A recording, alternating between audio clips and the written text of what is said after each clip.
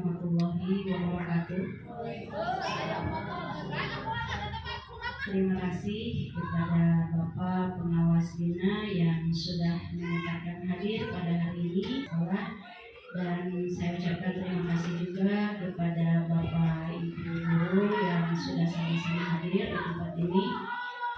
Puji dan syukur kita panjatkan kehadirat Allah Subhanahu wa Ta'ala bahwa pada hari ini kita dapat berkumpul dalam kegiatan observasi praktek kinerja oleh pengawas Bina. Untuk mengefektifkan waktu, KSG kedasami sareng Ibu Bapak Guru harus jangan kalah ya Pak. Kita mulai observasi praktek kinerja kepala sekolah. Indikator yang diambil itu refleksi pengelolaan kurikulum satuan pendidikan. Kenapa saya mengambil indikator refleksi pengelolaan kurikulum satuan pendidikan? Karena ada beberapa indikator di pengelolaan kinerja yang harus kita tingkatkan. Yang waktu periode 1 itu refleksi itu lebih ke presentasi visi misi ya. Kalau sekarang saya mengambil indikator refleksi pengelolaan kurikulum satuan pendidikan karena berhubungan dengan kualitas pembelajaran. Indikator dari refleksi kurikulum satuan pendidikan itu, indikator keberhasilannya ini yang akan kita capai. Upaya memandu refleksi pelaksanaan kurikulum satuan pendidikan yang berpusat pada peningkatan kualitas pembelajaran. Ya, jadi intinya tetap di sini berpusat pada peningkatan kualitas pembelajaran. Yang Bapak Ibu guru lakukan di pengelolaan kinerja Bapak Ibu ini peningkatan kualitas pembelajaran subindikatornya. Refleksi pengelolaan kurikulum. Apa itu refleksi pengelolaan kurikulum? Proses evaluasi mendalam terhadap perencanaan, pelaksanaan, dan hasil penerapan kurikulum di suatu lembaga pendidikan. Dalam refleksi ini, kita menganalisis apa yang sudah berjalan dengan baik, apa yang masih perlu diperbaiki, dan bagaimana kita dapat meningkatkan kualitas pembelajaran di masa depan.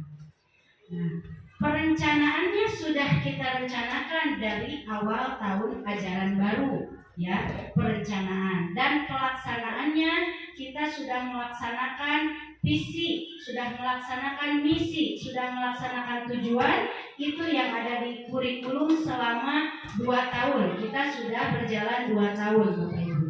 Dan hasilnya nanti penerapan kurikulumnya nanti kita lihat beberapa tahun atau selama 4 tahun ke depan. Nah, apa yang sudah berjalan dengan baik dan apa yang harus diperbaiki itu kita lihat di rapor pendidikan kita. Ya, di rapor pendidikan kita tahun 2022 berarti itu hasilnya ada di 2023. Dan yang tahun sekarang 2024 kita itu hasil dari ANBK tahun 2023. Berarti kita sudah punya rapor 2 tahun itu ketika dengan saya ya. Itu rapor pendidikan. Nah, ini rapor pendidikan kita tahun ini 2024. Bagaimana situasinya? Alhamdulillah kita memiliki rapor pendidikan semua hijau, ya, artinya baik. Tapi mohon maaf Bapak, untuk tahun sekarang kemampuan literasinya menurun, tapi numerasinya naik 10. Ini turun 6,67, asalnya 96,67. Nah, yang ini asalnya 76,67 naik jadi 86,67. Jadi ada yang turun, ada yang naik. Harusnya ini sama-sama naik ya Pak, biar dapat kinerja ya, biar dapat kinerja. Tapi mudah-mudahan kita tingkatkan lagi tahun depan, mudah-mudahan kita bisa dapat lagi kinerja. Karena yang dilihat kalau untuk kinerja mungkin dari sini ya Pak, kemampuan literasi dan numerasi. Mudah-mudahan ini bisa naik dan ini bisa lebih naik lagi ya. Untuk karakter itu sudah baik. Indikator iklim keamanan satuan pendidikan baik, tapi capaiannya turun sedikit. Iklim kebinekaan baik, dan kualitas pembelajaran ini baik, tapi capaiannya turun 7,25. Nah, untuk tahap kemarin yang kita refleksi itu yang ini, iklim keamanan satuan pendidikan, karena ini ada di prioritas. Kalau sekarang yang ada di prioritas itu Pak yang ini, kualitas pembelajaran. Jadi di pengelolaan kinerja yang Bapak Ibu laksanakan ini, nih metode pembelajaran, dukungan psikologis, manajemen kelas. Kalau untuk periode yang pertama itu kita masih kualitas pembelajaran, dan kalau di PMM-nya itu ke iklim keamanan, kalau di pengelolaan kinerjanya sama, periode 1 sama periode 2 itu ke kualitas pembelajaran.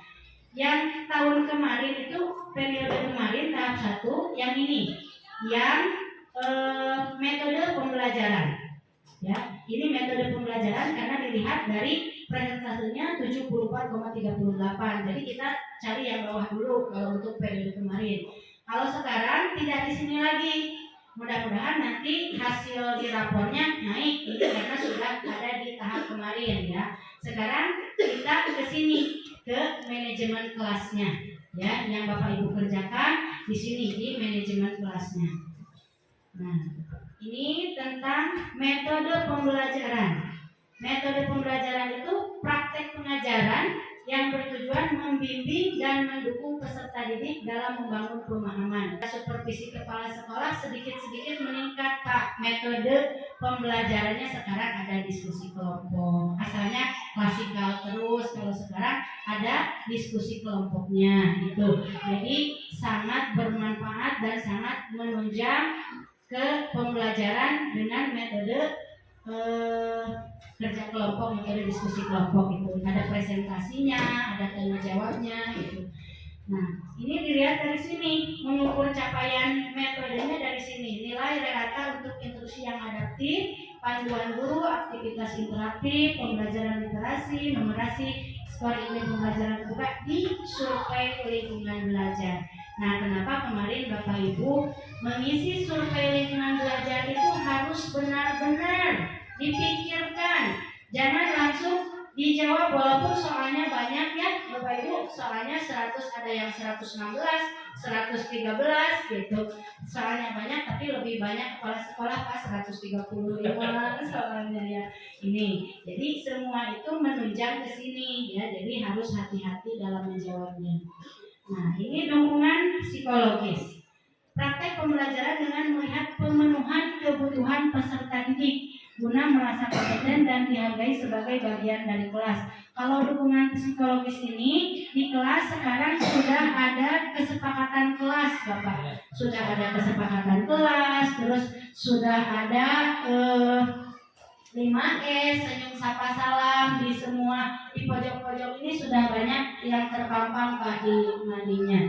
Nah, bagaimana cara mengukur ini? Ini nilai rata untuk dukungan afektif, perhatian dan kepedulian guru, dan umpan balik konstruktif di survei lingkungan belajar. Sama kan ini? Jadi survei lingkungan belajar itu termasuk juga ke sini. Jadi apa yang kita isi di sana itu nanti ada input ke sini.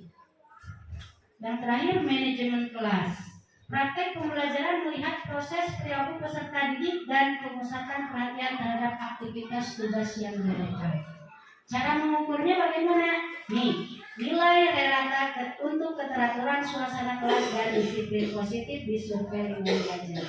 Bapak Ibu, sekarang target yang observasi praktek kinerjanya kan ini. Ada yang keteraturan suasana kelas, ada yang disiplin positif ya. Target perilaku waktu kemarin observasi praktek kinerja, dan sekarang sudah sampai ke tahap tindak lanjut Pak pengisian PMM. Selanjutnya, nah ini yang Bapak Ibu kerjakan. Manajemen kelas dipilih oleh 8 orang guru yang ada di sini, yang ada di pengelolaan kinerja di PMM. Dukungan psikologis tidak ada, belum. Metode pembelajaran ini sudah dipilih di tahap yang pertama. Selanjutnya, Tujuan utama dari refleksi pengelolaan kurikulum ini apa? Yang pertama, meningkatkan kualitas pembelajaran. Yang kedua, mengembangkan kompetensi guru. Yang ketiga, menyesuaikan kurikulum dengan kebutuhan. Dan yang keempat, menciptakan lingkungan belajar yang kondusif. Kita lihat yang pertama, meningkatkan kualitas pembelajaran. Kenapa refleksi pengelolaan bisa meningkatkan kualitas pembelajaran? Dengan memahami kelebihan dan kekurangan kurikulum yang ada, kita dapat melakukan perbaikan dan penyesuaian agar pembelajaran menjadi lebih efektif dan relevan dengan kebutuhan siswa. Jadi kurikulum yang kita buat tahun kemarin mungkin ada sedikit perubahan di tahun ini, ya mungkin ada sedikit, tapi kalau untuk visi misi itu berlaku 4 tahun gitu. Dan nanti kalau udah 4 tahun boleh bisa ada di Bu mau ditambahkan ini visinya, boleh. Bu misinya mau ditambahkan ini, boleh. Tapi untuk kegiatan, misi atau tujuannya kita bisa rubah, kita refleksi setiap tahun. Biasanya refleksinya selesai PKKS Pak, itu kita refleksi kurikulum setelah selesai PKKS. Nah, yang kedua, mengembangkan kompetensi guru. Ya, refleksi pengelolaan kurikulum itu yang kedua, mengembangkan kompetensi guru.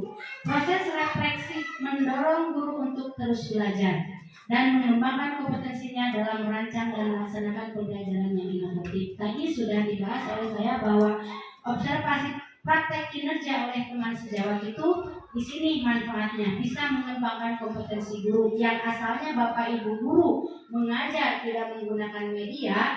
Setelah adanya observasi praktek kinerja, sekarang semua bisa bawa laptop ke kelas, bawa proyektor ke kelas. Itu sudah suatu perkembangan yang luar biasa.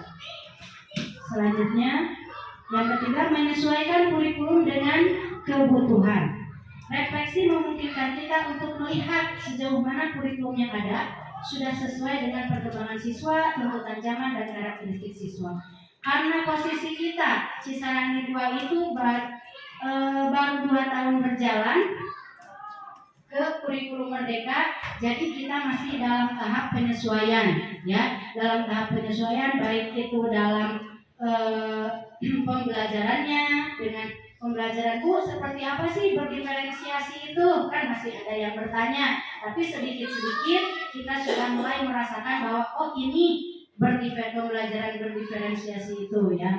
Terus kita juga sudah mulai menyesuaikan, kita bisa beradaptasi dengan kurikulum yang baru, walaupun kurikulum 2013 itu tadi kata Bapak juga sudah lama, sudah 7 tahun, dan itu kita biasa nge-mix pembelajaran. Kalau sekarang pembelajarannya kembali ke dulu jadi mata pelajaran gitu. Jadi masih bisa menyesuaikan. Yang keempat, menciptakan lingkungan belajar yang kondusif. Dengan melakukan refleksi, kita dapat menciptakan lingkungan belajar yang lebih mendukung perkembangan potensi siswa secara optimal. Jadi kita terus berefleksi untuk apa? Supaya potensi siswa itu berkembang secara optimal. Baik, ini apa? Nah, ini ada kuisis, ya.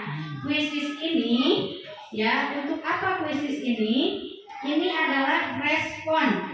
Saya ingin responnya Bapak Ibu mengisi tentang apa? Tentang refleksi pengelolaan kinerja yang sudah kita laksanakan selama 2 tahun.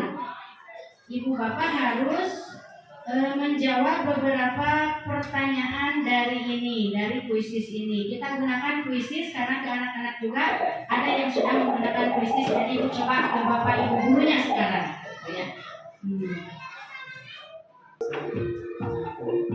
Kalau udah sampai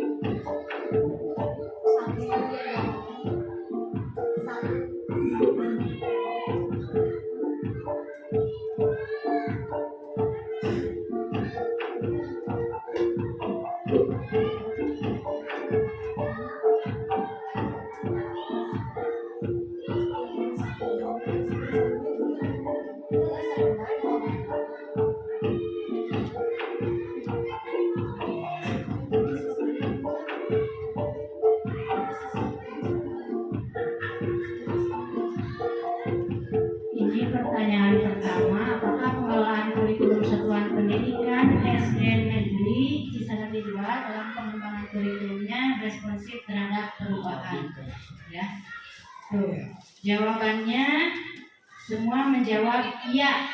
Pengelolaan kurikulum satuan pendidikan di SDN Kisarani 2 responsif terhadap perubahan. Jadi kami menerima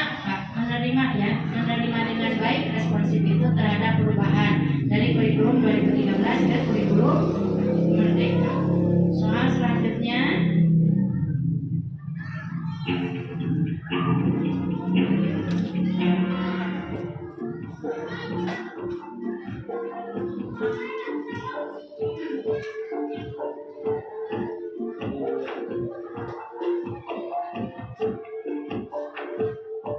Soal nomor 2, apakah evaluasi kurikulum satuan pendidikan dilakukan secara berkala?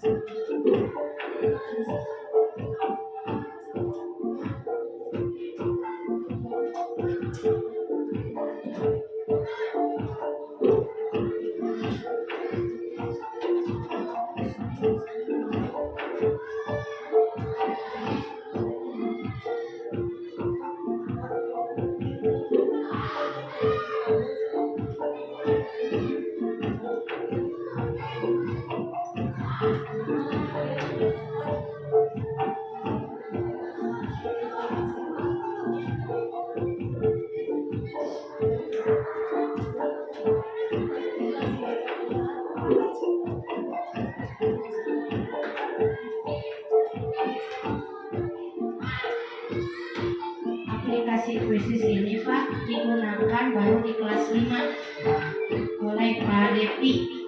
Kalau anak biasa di sini dengan mulai secara langsung seperti ini, dan ada juga tugas. Jadi kalau untuk tugas bisa anak kapan saja dibukanya di rumah. Ada berbagi praktek baik Depi ke teman-teman. Iya. Komunitas sekolah. Komunitas sekolah, komunitas belajar ya. Bagus ya.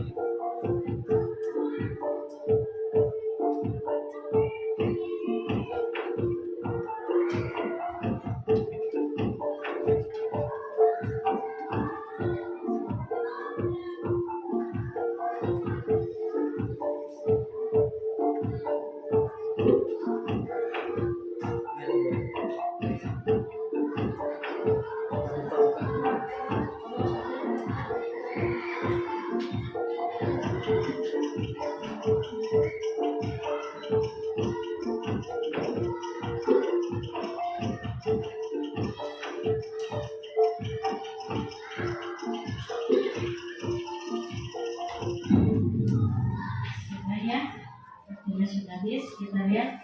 Apakah evaluasi kurikulum satuan pendidikan dilakukan secara berkala? Ya, evaluasi kurikulum dilakukan secara berkala untuk melihat relevansi dan efektivitasnya, dan itu dilakukan setiap 1 tahun sekali. Ya, terima kasih. Kita lanjut ke soal nomor 3.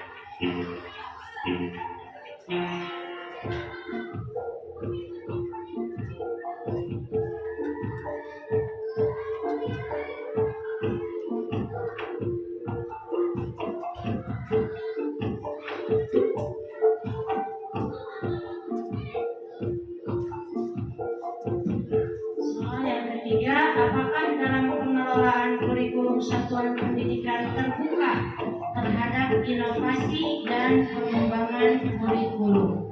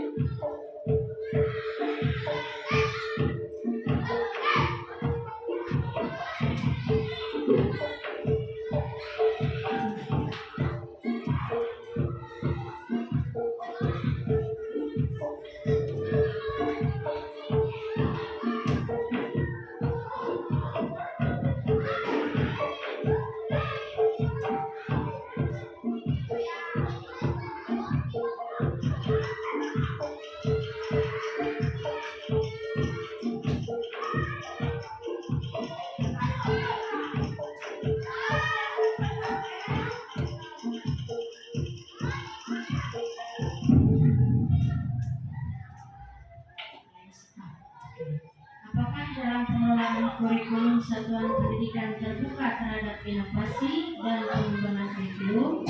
Jawabannya ya, terbuka terhadap inovasi dan perkembangan kurikulum yang sesuai dengan perkembangan zaman. Jadi setiap ada perubahan apapun harus kita laksanakan ya, karena itu perubahan ke arah yang lebih baik sesuai dengan perkembangan zaman. Kita lanjut ke soal nomor 4.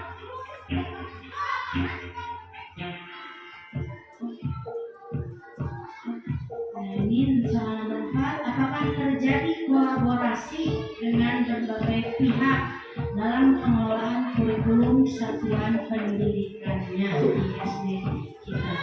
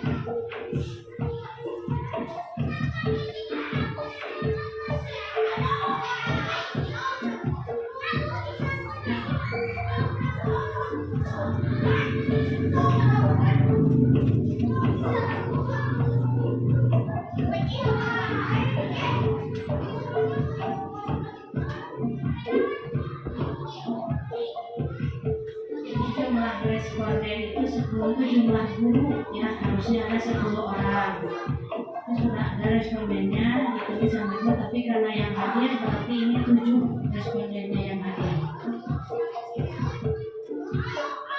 Dan bisa dilihat di bawah ada itu jumlah soalnya ada 5 ya.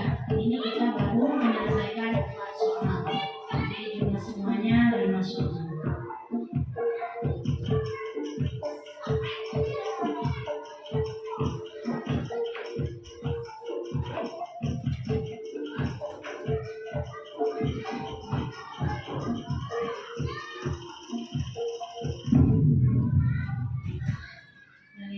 Apakah terjadi kolaborasi dengan berbagai pihak dalam pengelolaan kurikulum satuan pendidikan di SD kita?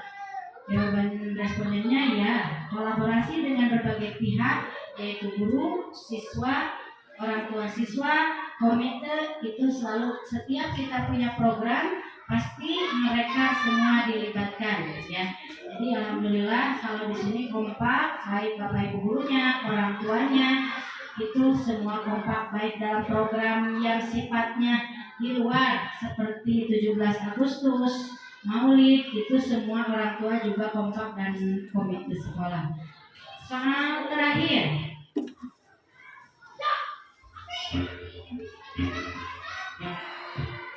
Soal yang kelima, apa kesimpulan tentang pengelolaan kurikulum satuan pendidikan SD Negeri Cisarangi 2 dalam pengembangan kurikulum?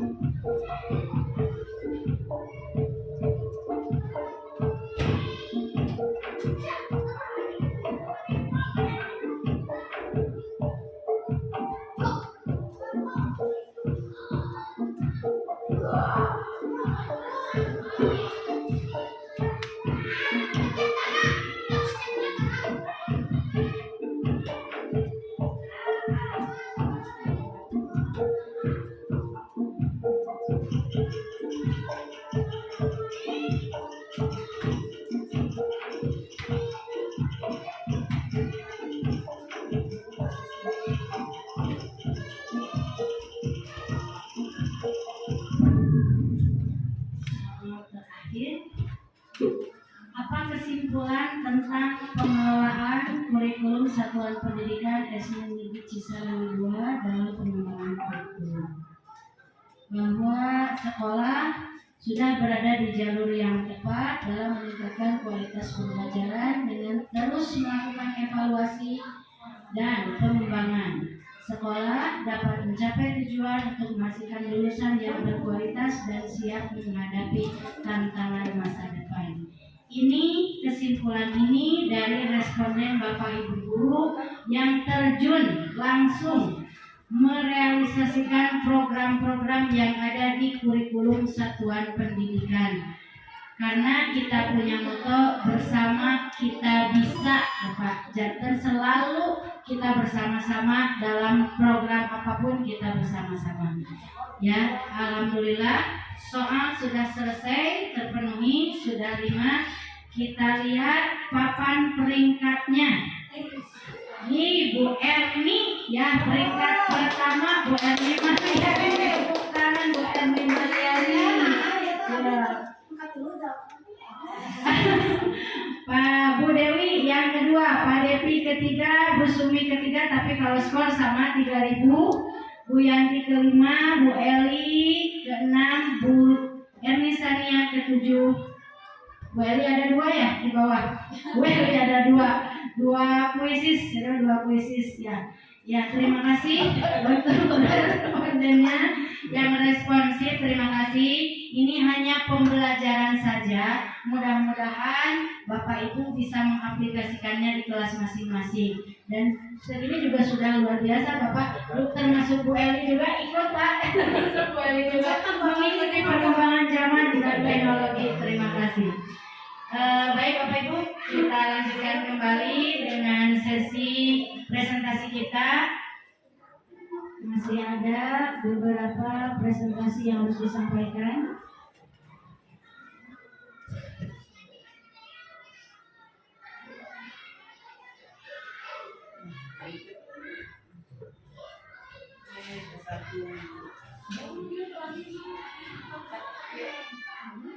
Dapat reward dong. Reward nanti di belakang ya, dapat reward.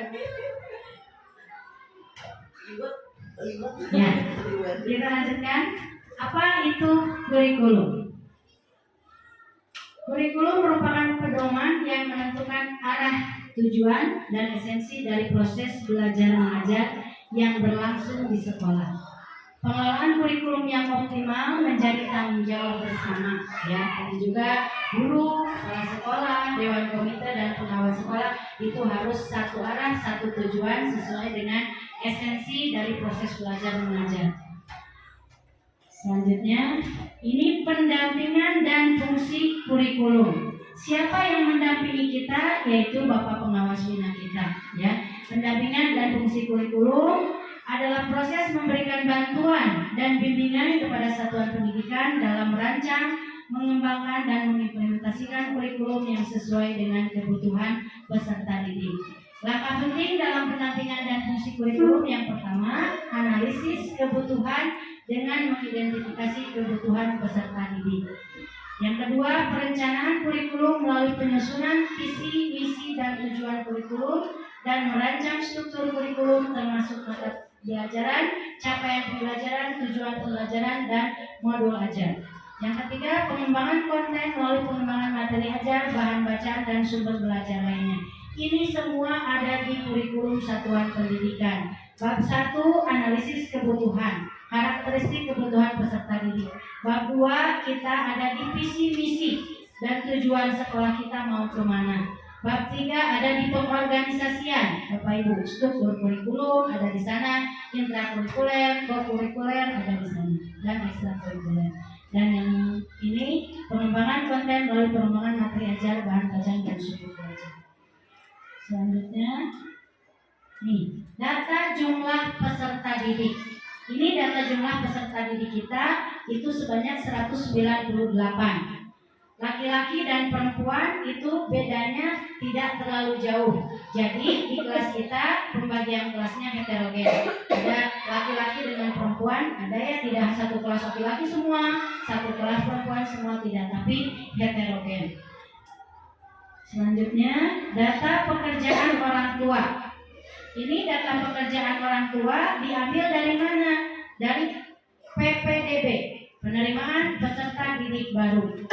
Dari hasil analisis pekerjaan orang tua diperoleh data 27% orang tua peserta didik bekerja sebagai guru, 49% sebagai wira swasta, ya, dan 1%-nya sebagai PNS, 6% sebagai petani, 15% karyawan swasta, dan 2% tidak bekerja.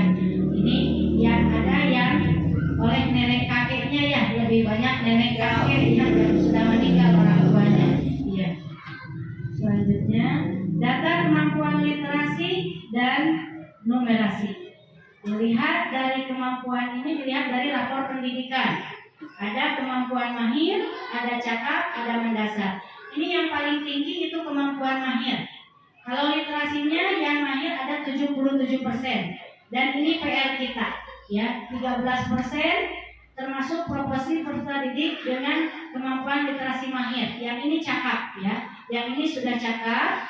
Ini yang cakap literasi, ini yang cakap numerasi.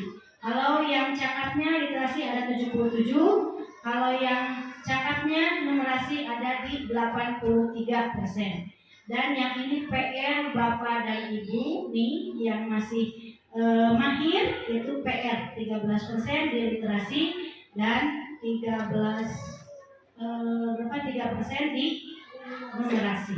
Ya, ini PR-nya walaupun sedikit tapi lumayan menguras tenaga dan energi. Yang kemudian data pendidik dan tenaga kependidikan. Dilihat dari sini kualifikasi guru di sini ada 9,1% yang SMA hanya satu orang ini. Yang Pak Dede, Pak yang tadi Pak Dede itu yang asalnya penjaga karena dia punya potensi di guru olahraga, jadi saya memasukkan menjadi guru olahraga. Dan sisanya yang 9-10 dengan saya itu sudah pendidikan S1 90,9%. Mudah-mudahan tahun depan ada yang mau S2 Pak, ini Bapak Ibu dulu karena sudah PPG, mudah-mudahan. Amin. Data sarana dan prasarana. Ini sarana prasarana kita. Alhamdulillah tahun ini kita mendapat bantuan berkah sebanyak 16 unit Chromebook yang asalnya ini 0, di sini tidak ada. Tahun sekarang alhamdulillah kita dapat 16. Infocus kita dapat 1 lagi, jadi kita punya 4 infocus. Alhamdulillah dimanfaatkan oleh Bapak Ibu guru. Sekarang infocusnya tidak di lemari Pak, posisinya ada di meja Ibu Bapak guru, itu bisa dimanfaatkan. Dan ini ruang kelas juga kita sekarang bertambah 6, ada 6 tuh yang bisa diisi. Ruang kepala sekolah 1, ruang guru 1, ruang baca itu ruang UKS 1, lapang 1, toilet 2, LCD ada 1, tapi itu sudah tidak berfungsi ya LCD-nya, berarti alat olahraga, alat fotokopi, lensa kamera, dan speaker ini hanya yang nambah itu tahun ini kita nambahnya Chromebook dan ruang kelas 2 lokal. Alhamdulillah berkah buat SDG kita. Kita kuisisnya lewat, tadi sudah ya. Kita lewat saja karena waktu. Kita ke komponen kurikulum.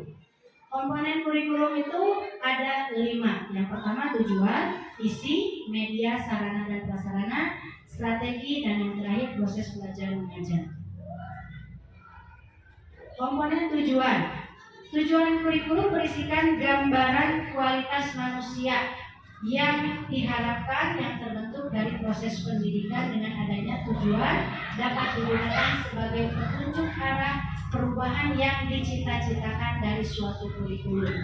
Adanya tujuan yang jelas akan memberikan petunjuk yang jelas pula terhadap pemilihan isi atau bahan ajar, strategi pembelajaran, media, dan evaluasi. Dan ini adalah tujuan dari SDN Cisarani 2 yang ada di KSP, Kurikulum Satuan Pendidikan. Tujuan jangka pendek itu 1 tahun ke depan, mulai dari kita beranjak tahun 2022. Ini kita sudah melewati fase ini, ya. Di fase ini meraih prestasi akademik maupun non akademik minimal tingkat kecamatan sudah belum? Belum ya kalau prestasi akademik. Nah, kalau yang ini mengembangkan potensi minat dan bakat peserta didik di bidang olahraga, seni dan budaya ini sudah Pak. Kalau untuk 1 tahun kemarin 2023 ini sudah. Nah, terus yang ketiganya menumbuhkan budaya literasi dan numerasi secara rutin dan intensif ini selalu dilakukan setiap hari. Tujuannya kita tahun ini ada di sini.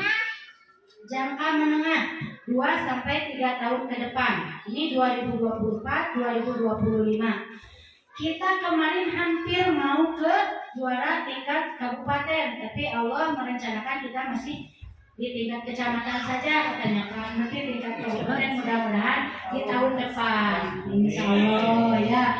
Dari renang insya Allah, dari renang dan bulu tangkis. Terus 50 Terus yang tinggi ada kelas masih software ya, kelas 5 software sama Jeffrey. coba udah bisa 50 detik nggak digaduh sekali-kali. Baru Jadi ada latihan progres gitu. Baru Sekarang latihan ini. udah berapa detik?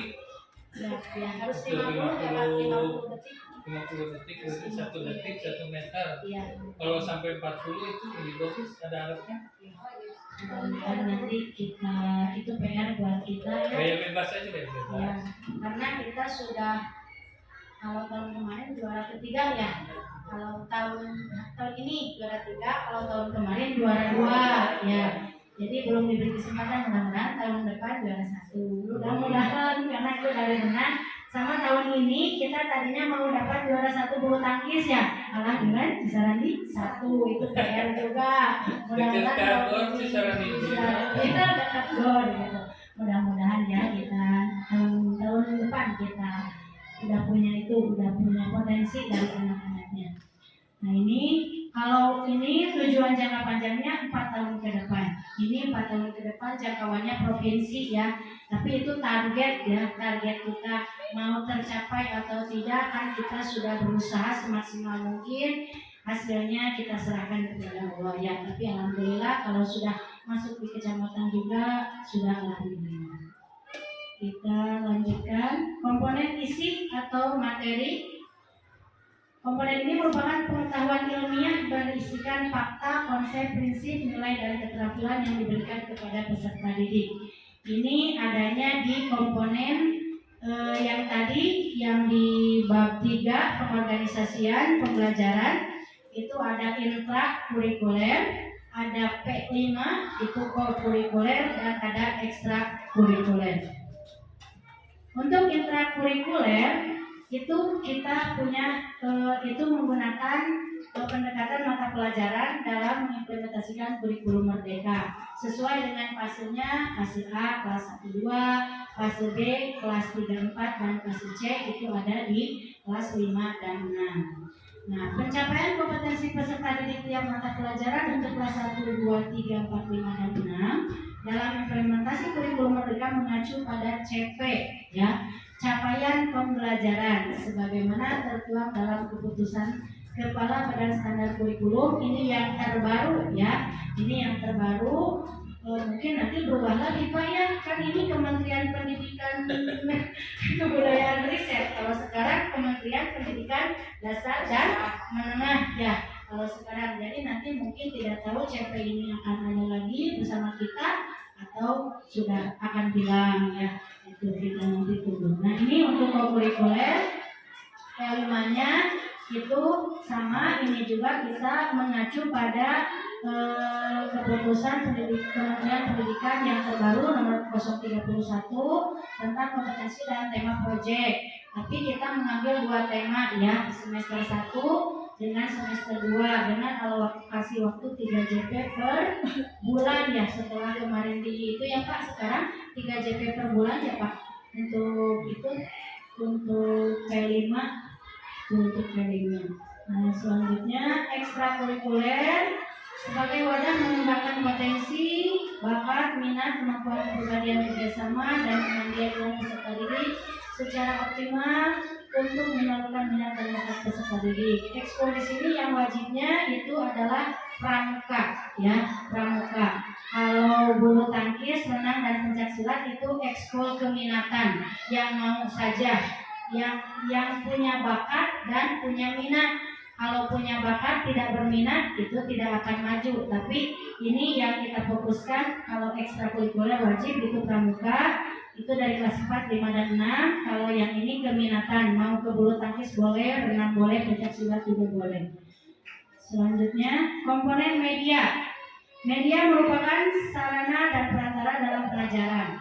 Media merupakan perantara untuk menjabarkan isi kurikulum agar lebih mudah dipahami. Kalau ini media pembelajaran tadi sudah dibahas tentang sarana dan prasarana. Kalau medianya sudah bisa digunakan oleh Bapak Ibu termasuk infokus, proyektor, laptop itu sudah bisa digunakan. Selanjutnya komponen strategi. Strategi dalam pembelajaran berisikan siasat sistem atau penyampaian isi kurikulum secara umum. Di sini ada 2 jenis strategi pembelajaran. Pembelajaran berorientasi pada guru yang mencakup model ekspositori atau model informasi dan pembelajaran yang berorientasi pada siswa, mencakup model inquiry dan problem solving. Dalam penentuan strategi pembelajaran sepenuhnya diserahkan kepada guru sebagai pelaksana kurikulum dengan mempertimbangkan hakikat, tujuan, sifat, isi, kesesuaian dengan tingkat perkembangan siswa. Nah, strategi dalam pembelajaran berisikan pengorganisasian muatan pembelajaran. Dalam proses ini, satuan pendidikan dapat memilih pendekatan mata pelajaran boleh, tematik boleh, pendekatan terintegrasi boleh, pendekatan secara bergantian atau sistem blok juga boleh. Tapi kebanyakan kita itu karena pelaksanaan PTS-nya juga mata pelajaran, PAS juga mata pelajaran, maka kita mengambil pendekatannya mata pelajaran, tidak sistem tematik, terintegrasi ataupun sistem blok ya. Satuan pendidikan kita pengorganisasian muatan pembelajarannya menggunakan pendekatan mata pelajaran dengan struktur kurikulum masing-masing kelas yang berbeda-beda. Itu ada struktur kurikulumnya di KSP ya, kurikulum satuan pendidikan, bisa dibaca sama Bapak Ibu. Komponen evaluasi ditujukan untuk menilai pencapaian tujuan kurikulum dan menilai proses implementasi kurikulum secara keseluruhan. Hasil dari evaluasi kurikulum dapat dijadikan umpan balik untuk mengadakan perbaikan dan penyempurnaan kurikulum. Selain itu, hasil evaluasi dapat dijadikan sebagai masukan dalam penentuan kebijakan pengambilan keputusan tentang kurikulum dan pendidikan. Oke, nih. Hambatan dari hasil analisis kurikulum kita. Tadi meskipun sarana dan prasarana bisa dikatakan cukup memadai, perlu meningkatkan sarana dan prasarana. Kita belum punya perpustakaan, Bapak. Hanya perpustakaan yang dibuat oleh kita seminimalis mungkin. Musola kita belum ada, laboratorium dan ruang toilet juga tidak memenuhi dengan kuota siswa. Ini meskipun kualifikasi guru S1 sudah mencapai 90,9%, guru perlu ditingkatkan dalam penggunaan teknologi untuk mendukung pembelajarannya. Jadi setiap hari, alhamdulillah Bapak Ibu guru di sini belajar dan terus belajar karena kita saat ini tidak terlepas dari yang namanya teknologi. Setiap hari ada aplikasi AI, aplikasi Quizzes, aplikasi Canva, Gamma, itu semua harus kita harus bisa ya Bapak Ibu guru. Ini masih ada kesulitan dalam untuk melakukan evaluasi atau asesmen pembelajaran. Jadi ini karena asesmennya baru, mungkin Pak ada asesmen diagnostik, ada formatif, ya Pak ada sumatif. Jadi Ibu dan Bapak guru, kalau dulu mungkin persepsi ya Pak, asesmen diagnostik itu adanya di persepsi. Sekarang ada pertanyaan romantik dan ya gitu. Nah ini langkah perbaikannya, peningkatan sarana dan prasarana, fokus pada pemeliharaan. Jadi sarana dan prasarana yang ada kita pelihara dengan baik, kita jaga dengan baik, dan peningkatan fasilitas sekolah. Memberikan pelatihan kepada guru dalam penggunaan teknologi dan metode evaluasi atau asesmen yang efektif, dan melibatkan orang tua dalam proses pembelajaran, dalam program-program sekolah. Itu bisa membantu kita untuk meningkatkan kualitas pendidikan di sekolah kita. Nih, ada ungkapan merefleksikan kurikulum secara bersama-sama adalah kunci untuk membuka pintu menuju pendidikan yang relevan dan berkualitas tinggi. Ini ada ungkapan seperti ini Bapak Ibu. Jadi kita merefleksi kurikulum itu tidak sendiri, saya kepala sekolah tidak sendiri, tapi Bapak Ibu juga merefleksi kurikulum, program-program yang ada, visi misi yang ada. Juga Bapak komite juga sama, suka merefleksi, Bu apa yang sudah berjalan baik, Bu apa yang harus ditingkatkan. Itu kita bersama-sama, karena ini adalah kunci untuk membuka pintu menuju pendidikan yang relevan dan berkualitas tinggi. Nah, bagaimana mewujudkannya? Ini bagaimana mewujudkannya? Ada 4. Kalau yang suka buka Instagram itu ada yang namanya Kokodipo, ya, yang suka buka Instagram. Yang pertama itu apa? Yang pertama komitmen. Yang kedua konsisten. Yang disiplin. Nya fokus.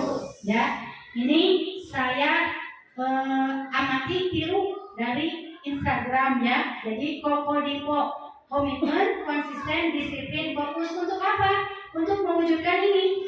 Ini apa Bapak Ibu?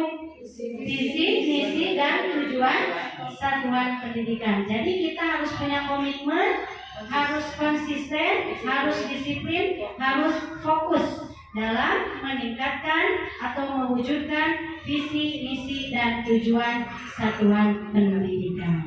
Ya. Selanjutnya kita lihat sesuai dengan motto kita apa? Bersama kita bisa. Ya, jadi kalau saya sendiri tidak akan bisa, Bapak Ibu sendiri tidak akan bisa, Bapak komite sendiri, orang tua sendiri tidak akan bisa. Tapi kita semua, baik saya sebagai kepala sekolah, Bapak Ibu guru, siswa, orang tua siswa, dan Bapak komite serta Bapak pengawas bina, itu dengan motto ini bersama kita bisa mewujudkan visi misi dan tujuan sekolah kita. Yang terakhir, pantun penutup boleh? Malam-malam terkena batu, anak senang nonton Teletubbies. Kulihat teman-teman sudah ngantuk, tenang saja presentasinya sudah habis. Ya, terima kasih Bapak Ibu. Mudah-mudahan apa yang hari ini, kegiatan hari ini mendapat berkah dari Allah Subhanahu wa Ta'ala. Semoga Bapak Ibu bisa mengaplikasikannya di sekolah kita dan sekolah kita menjadi sekolah yang tadi yang berkualitas. Wabillahi taufiq wal hidayah. Wassalamualaikum warahmatullahi wabarakatuh. Waalaikumsalam warahmatullahi wabarakatuh. Ya, terima kasih. Kasih puas-puasnya untuk Ibu guys.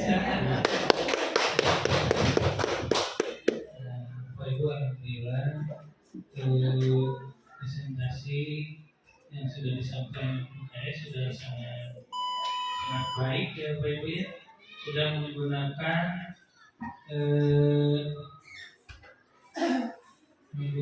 data, jadi sudah berbasis data rapor pendidikan lagi. Nah, dari yang kita miliki, alhamdulillah terima kasih ya. Kalau bisa ini minta PPT-nya menjadi contoh untuk sekolah lain. Jadi benar-benar ini udah perencanaan berbasis data semuanya.